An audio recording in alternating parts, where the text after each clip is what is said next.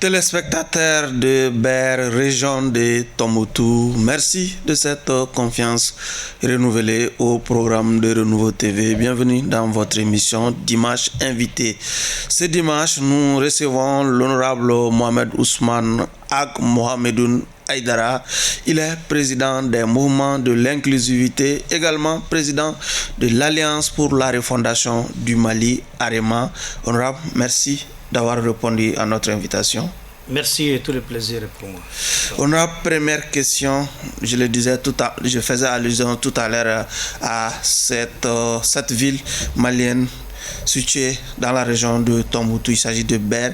Après Ogosago, déjà, les Fama occupent désormais, depuis en tout cas ce week-end, les emprises laissées par l'aménagement à Ber. Nous sommes dans la région de Tombouctou. Une occupation qui a été finalement faite sous fond de tension d'un côté entre les Fama et la SEMA. Déjà, votre commentaire? Merci Barou et merci à tous nos téléspectateurs. Effectivement, les processus de libération des emprises par la MINUSMA et leur occupation par notre armée, l'armée nationale, a fait l'objet de beaucoup de spéculations, de manipulations et surtout de désinformations. Ce processus est un processus tout à fait normal. Oui. C'est officiel, c'est légal, c'est acté depuis quelque temps que la MINUSMA doit quitter le Mali. Et puisqu'elle doit quitter le Mali, étant donné que le Mali, les Maliens, le gouvernement du Mali est le premier responsable par rapport à la sécurité du Mali et des Maliens, c'est tout à fait normal que le gouvernement, avec ses partenaires qui doivent partir et ceux qui doivent rester après eux, puissent coordonner et faire en sorte qu'il n'y ait pas de vide. La nature a horreur de vide. Bon, cette situation, effectivement, a été interprétée par des esprits mal intentionnés comme étant une violation de cessez-le-feu. Quels sont ces esprits? Nous avons entendu quelques communiqués par-ci par-là de porte-parole, de communicateurs de la SEMA pour dire que ça s'apparente, ou souvent ils affirment même que le gouvernement a violé un cessez-le-feu. Ceci est faux et il est archi faux. Oui. Aucun cessez-le-feu n'a été violé. Les mouvements, tout comme la CPA et les mouvements de l'inclusivité dont je suis le président, personne n'a été inquiété par un mouvement quelconque de l'armée par rapport à la position qu'il occupe en attendant les DDR, en attendant les désarmements. Alors aujourd'hui, si le gouvernement, les FAMA occupent les emprises laissées par la MINUSMA, c'est légitime et c'est légal. Et le gouvernement est dans son rôle. Parce que son premier rôle dans le contexte oblige, c'est la lutte contre le terrorisme. C'est la sécurité du pays, des Maliens et de leurs biens. Donc c'est un faux débat de mon point de vue. Et ceux qui s'agitent ont tort de s'agiter. Et malheureusement, il y a une grande psychose qui a été créée autour de cela, qui a amené certaines populations qui n'ont pas tous les éléments d'appréciation à paniquer. Vous parlez déjà de psychose entretenue par des personnes qui n'ont pas tous les éléments. La MINUSMA déjà a réagi pour décrire un peu l'atmosphère qui règne à Ber en ce moment. Je m'en vais vous lire la teneur de ce communiqué. La MINUSMA, dans un poste, a également dit la MINUSMA a anticipé son retrait de Ber en raison de la dégradation de la sécurité dans la zone et des risques élevés que cela fait peser sur nos casques bleus.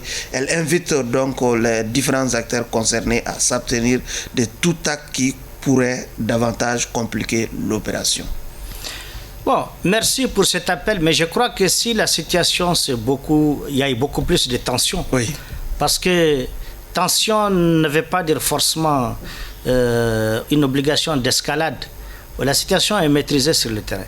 Mais il faut que la MINUSMA elle-même, par sa lenteur, souvent à respecter certains rendez-vous, elle a contribué à entretenir cette pesanteur. Parce que si vous voyez que l'armée a quitté Tombouctou pour Ber, ça veut dire que la MINUSMA était déjà au courant que l'armée doit quitter.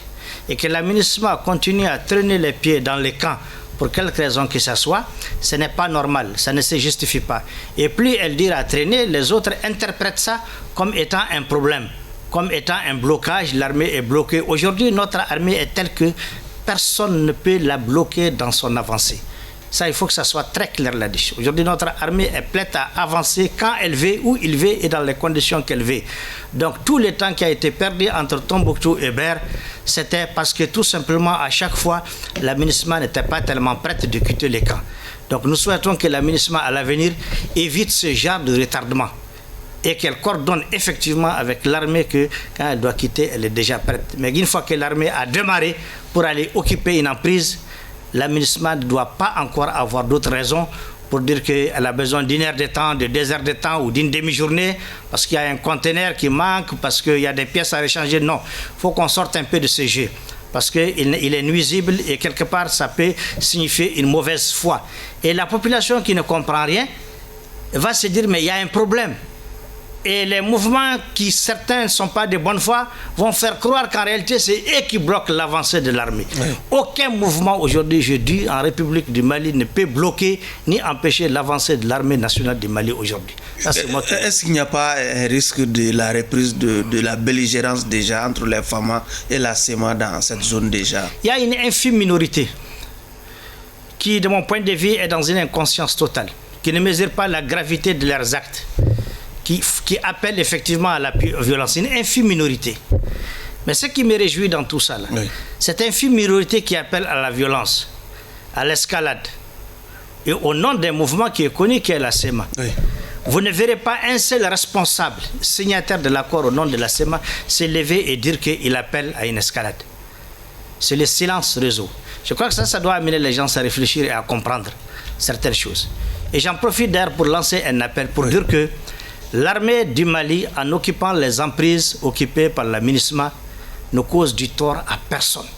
Elle est dans son rôle et elle n'est pas en train de violer un cessez-le-feu parce que c'est une situation nouvelle qu'il faut intégrer dans son contexte. Ce n'est pas seulement la mission sécurité dévolue à la MINUSMA qui va changer, même sa mission politique va être revue. Même sa mission relationnelle va être revue. Parce que tout simplement, c'est une grosse résolution qui a été prise par le Conseil à la demande du Mali, oui, pour remplacer une ancienne résolution.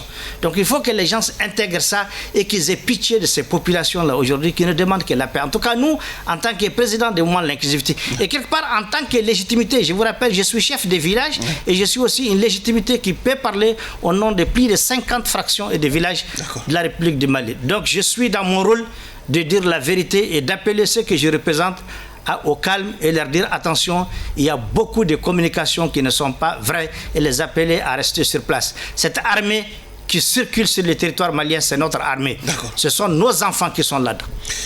Monsieur Aïdara, vous étiez de ceux qui prédisaient il y a quelques semaines encore la chute du régime du président Bazoum. Maintenant que le président Bazoum fait aujourd'hui l'objet, entre guillemets, d'une tentative de coup d'État. Quel commentaire? D'abord, moi, je ne parlerai pas de prédilection. Je vais juste dire que je vais rappeler quelque chose que j'ai l'habitude de dire et d'autres le disaient. Dans cette affaire de crise malienne, de libération du Mali, de l'Afrique, du Burkina et de tout le reste, j'ai toujours dit qu'il y a la main de Dieu là-dedans. Oui. Lorsque Dieu décrète qu'il faut que les choses changent, personne ne peut empêcher ce changement.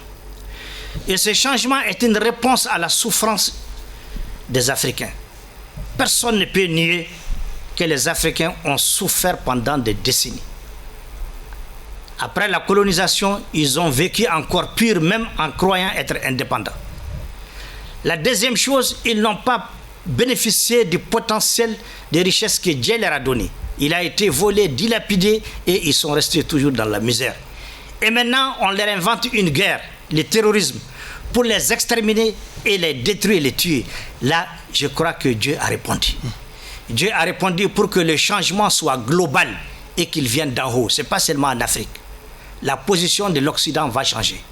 Je ne dirais pas qu'ils vont être anéantis, ils vont s'affaiblir. En tout cas, ils n'auront plus d'emprise sur l'Afrique. Parce que l'Afrique, Dieu en a décidé, elle ne sera plus l'Afrique d'avant. Elle sera une Afrique des Africains dans laquelle les rapports seront humains, sereins et gagnants-gagnants. Oui, mais est-ce que vous n'êtes pas en train de partir vite à besoin quand on sait que le président Bazoum n'a tout de même pas démissionné pour le moment? Non, vous savez, moi je fais partie de ceux qui pensent que dire qu'il n'y a pas eu de coup d'État ou un coup d'État en cours, vraiment c'est se laisser infantiliser.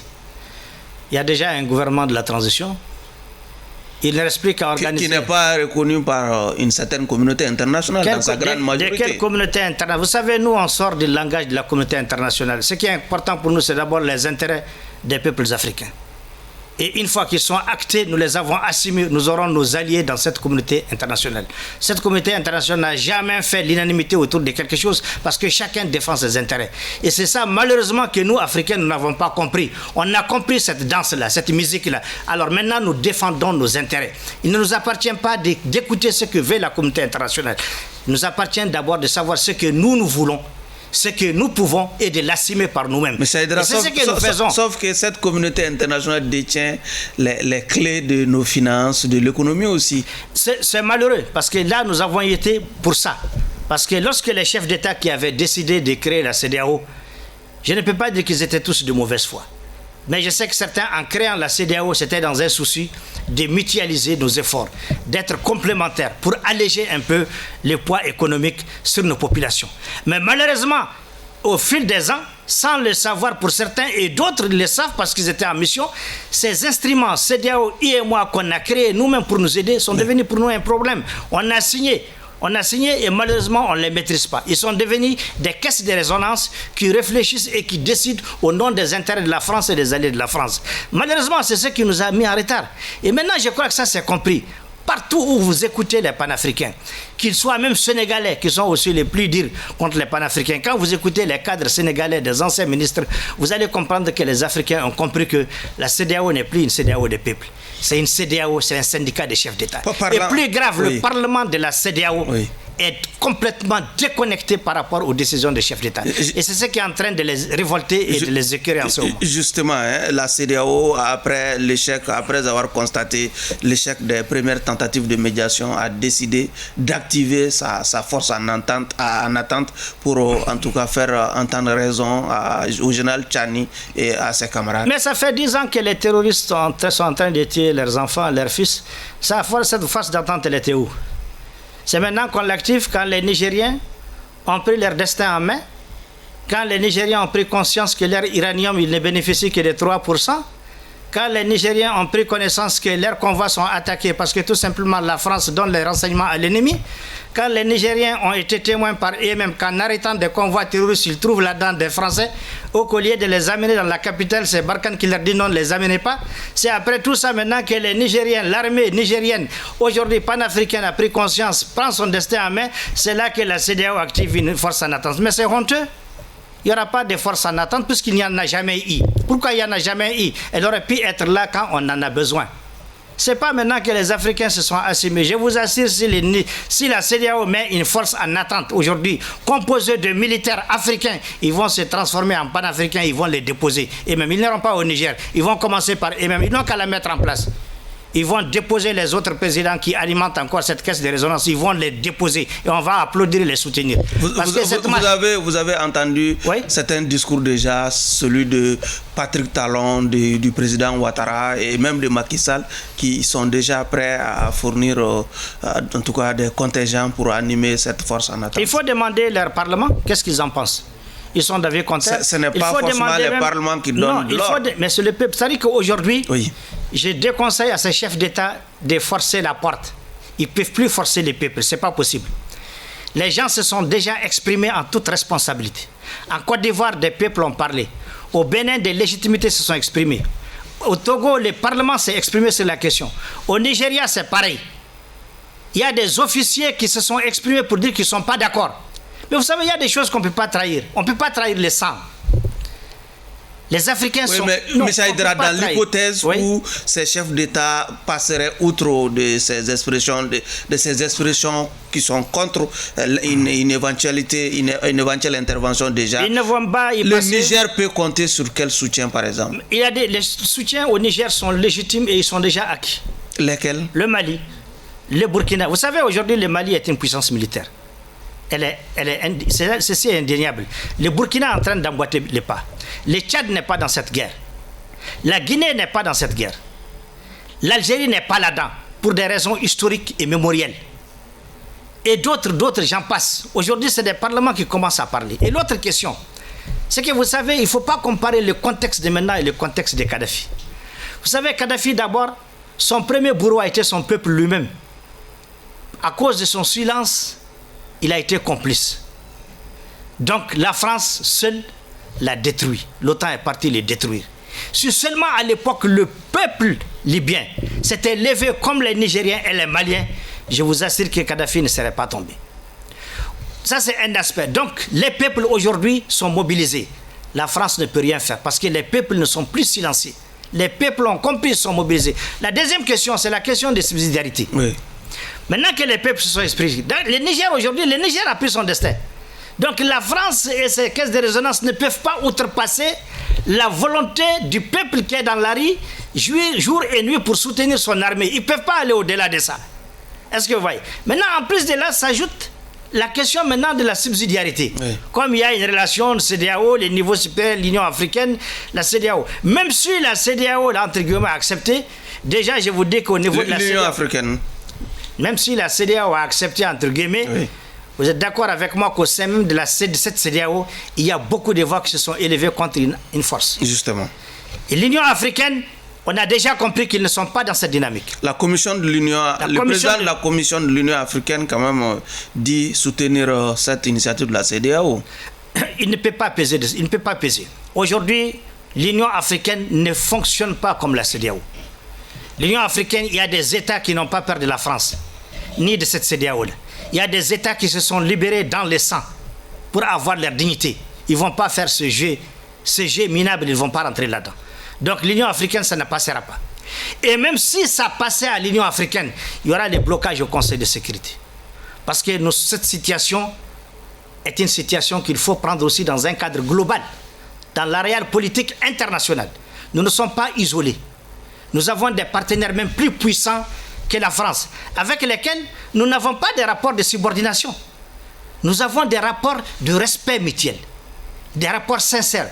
Ils savent ce qu'ils veulent chez nous et nous savons ce que nous voulons chez eux. Donc nous gagnons tous les deux dans ces rapports. Oui. Et même si ce système marchait au Conseil de sécurité, il y aura un problème. La CEDEAO l'a dit, le premier objectif de l'initiative d'intervenir militairement, c'est de libérer le président Bazoum déjà. Comment est-ce que vous êtes un peu indifférent aussi pour le sort de Bazoum? Vous savez, quand au nom de l'Alliance pour la refondation du Mali, nous avons fait notre appel à soutenir le peuple nigérien et le CNSP, oui. Nous avons dit très bien dans nos recommandations que nous leur demandons de protéger Bazoum, de sauver le Niger, de le mettre dans le giron des grandes nations, oui. Mais protéger Bazoum et sa famille. Oui. Pour des raisons. Premièrement, nous sommes un peu leurs aînés dans cette crise. Au Mali, personne n'a été humilié. Personne n'a été humilié. Jusqu'à ce que la mort naturelle a emporté ceux qui doivent mourir, les autres sont vivants encore. Sauf que certains ont démissionné à temps. J'en viens. Oui. Justement, c'est là, et ça, ce n'est ni la faute aux Nigériens, ni au CNSP, et ni même à la France, parce que la France défend ses intérêts. Quel est l'intérêt de Bazoum? Et j'espère qu'il va suivre ça. Vous savez, je remercie et je prie Allah pour la mémoire de Ibeka pour une chose. Il paraît qu'il l'a dit. Allah, c'est Dieu qui sait. Il paraît que Ibeka a dit à ses fils, les 5 colonels, oui. Que pour que je reste au pouvoir, aucune goutte de sang ne doit être versée. Wallahi, s'il a dit ça là, que Dieu l'agrée dans son paradis. Ça, c'est la fibre patriotique. J'aurais aimé que Bazoum, s'il est vrai qu'il est nigérien, au lieu de laisser la France, les criminels, les mercenaires du monde, les prédateurs s'acharner comme ça là, au nom de sa petite personne, il aurait dû sortir grand pour faire le même discours que Ibeka, personne m'avait fait. Vous l'invitez à démissionner? Je l'invite à dire tout simplement, oui. Si c'est pour moi qu'on attaque le Niger, que personne n'attaque le Niger, je laisse le pouvoir. Parce que de toutes les façons, il l'a laissé déjà. Mais pourquoi vous n'appelez pas à sa libération, par exemple? La libération relève de notre domaine, ne nous appartient pas. En tout cas, ce qui est sûr, si le CNSP le libère aujourd'hui, ce ne serait pas moi qui dirais de le mettre en prison. Je ne le dirai jamais. On ne se mêle pas de ça. Ça, c'est vraiment trop interne. Il y a une question de ressources, il y a une question de déni, il peut y avoir une question de détournement. Ça, c'est les Nigériens et leur justice, je ne rentre pas dans ça. Vous dites on se mêle pas dedans. Pourtant, les autorités maliennes ont décidé, si jamais la CEDEAO intervenait, qu'elles vont aussi intervenir, mais cette fois-ci aux côtés du CNSP. L'agression du Niger nous concerne et nous affectera plus que la libération de Bazoum. Libérer Bazoum ne nous fera aucun effet. Mais agresser le Niger, c'est nous agresser. C'est deux choses différentes. C'est lui qui agresse le Niger, il nous a agressés. Le Niger, vous savez, moi je viens de Gao aussi. Hein. C'est lui qui vous dira qu'il peut faire la différence entre Ayoru et Gao, il a menti.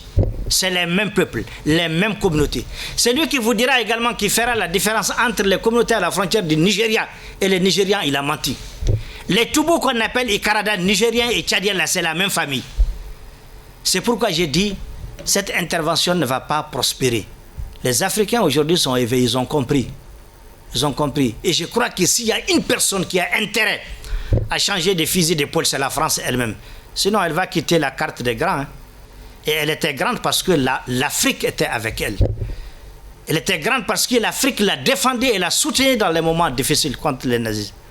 Aujourd'hui, ce n'est plus le cas. La France doit savoir qu'elle a tellement posé des mauvais actes criminels, dangereux et mauvais qu'elle ne peut plus compter sur un Africain. Voilà ce que je vais dire. Dans les sièges de cette décision du Mali d'intervenir aux côtés du Niger, la France vient de décider de cesser la délivrance du visa français aux ressortissants maliens. Mais elle se fera plus de mal. Parce que vous savez combien, je ne sais pas combien coûte un visa. Elle se fait plus de mal. Parce que vous savez, les visas d'abord, pour qu'ils donnent ça ici, les Maliens payent beaucoup d'argent pour avoir les visas. Sans compter leur réseau de corruption qu'ils ont organisé autour des visas là. Donc c'est eux qui gagnent là-dedans. La deuxième chose, la main-d'œuvre, ils n'auront pas de main-d'œuvre. Les Français, ce n'est pas eux qui font la main-d'œuvre là-bas. C'est des Maliens qui font ça. La troisième chose, il y a beaucoup de Maliens également qui contribuent à la richesse de la France là-bas. Donc ils font du tort à qui? C'est pourquoi je félicite notre gouvernement qui a agi toujours dans le cadre de la réciprocité pour refuser aussi les visas. Et j'en profite, si cela est vrai, de féliciter également les autorités nigériennes qui, quand elles ont appris que c'est la France qui dit qu'elle soutient leur ambassadeur à Niger là-bas, ils l'ont remplacé. Et à ma connaissance, il a quitté le bureau. Et je crois qu'il n'a pas eu le soutien de la France qui a promis le soutien de le reconnaître. Vous savez, il y a des choses qui sont très, très ignobles, qui à la limite indécentes, vraiment dégoûtantes. Quoi. De quel droit la France va dire qu'elle soutient un ambassadeur d'un État et le reconnaît? De quel droit? Est-ce qu'on n'a pas besoin de dire à Macron ou à ses Français de retourner à l'école des sciences politiques et de la diplomatie? Parce qu'en relation internationale, c'est trop bas. C'est trop bas. Il n'appartient pas à un État souverain de dire à l'ambassadeur d'un État souverain chez lui, tu as mon soutien, je te considère... Ça, c'est des démarches qui sont faites au préalable pour accepter quelqu'un. Aujourd'hui, elles sont retirées à la personne. Sauf qu'elle est quand même issue d'un gouvernement qui est aujourd'hui en difficulté, dont le départ n'est pas encore définitivement acté. Vous savez, le schéma, toujours, le schéma de la Libye ne peut pas prospérer ici. Le schéma de la Libye, vous avez un gouvernement avec deux têtes là, il y a un gouvernement qui est géré par la France et l'autre. Ça ne marchera pas ici. Et j'ai pris Dieu que les Libyens en prennent conscience. Le gouvernement Bazoum a participé au dernier sommet extraordinaire de la CEDEAO, par exemple. Est-ce que la France n'est pas en train de suivre un peu cette logique? Mais c'est dommage quand elle se comporte de cette façon, parce que c'est ridicule. C'est ridicule. Et c'est une humiliation pour la CEDEAO. C'est une humiliation pour la CEDEAO que d'accepter Hassoumi à un sommet au nom du Niger qu'il ne contrôle pas, qu'il ne maîtrise pas et qui est totalement entre les mains des Nigériens et leur armée. C'est ridicule. Vous savez, c'est la CEDEAO elle-même qui donne les éléments et les arguments de son autodestruction. Il faut que la CEDEAO se libère de Macron. Sinon, il y aura des coups d'État encore. Hein. Mais est-ce que vous n'êtes pas un peu dur dans votre analyse, par exemple, quant à la prise de position des États-Unis ou même de la France, par exemple? On a vu cette tribune publiée par Bazoum dans le Washington Post Time où il appelle pratiquement à l'aide de ces grandes puissances aussi. Mais c'est normal, c'est légitime s'il le fait, c'est normal. Mais ce n'est pas correct. Ce n'est pas correctement correct. Ce n'est pas le premier coup d'État qui a eu lieu au Niger. Il y en a eu des coups d'État où Bazoum lui-même a applaudi et félicité et accepté.